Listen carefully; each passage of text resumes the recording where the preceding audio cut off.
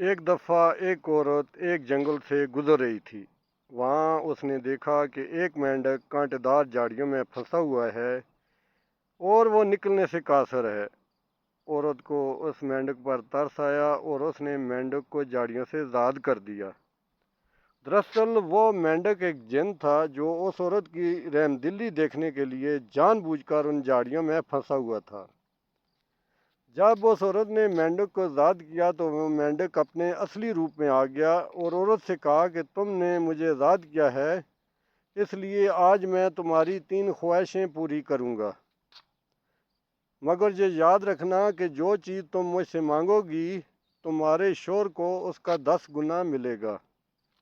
عورت کو یہ سن کر بہت غصہ آیا، لیکن وہ کیا کرتی کیونکہ وہ عورت بھی مجبور تھی۔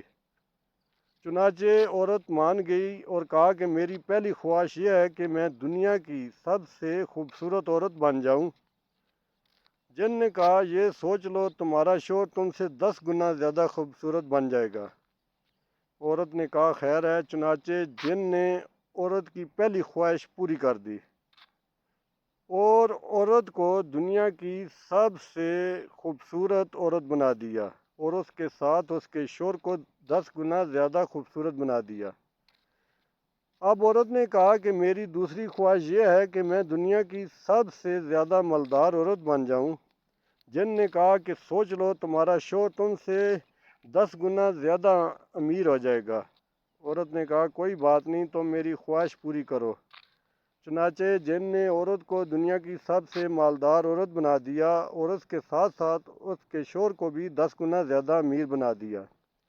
اب عورت نے کہا کہ میری تیسری خواہش یہ ہے کہ تم مجھے ایک چھوٹا سا اور معمولی سا ہارٹ اٹیک دو۔ یہ سن کر جن نے کہا سوچ لو تمہارے شوہر کو اس سے 10 گنا زیادہ اور سخت ہارٹ اٹیک آئے گا جس سے وہ بچ نہیں پائے گا۔ عورت نے کہا میں یہی تو چاہتی ہوں۔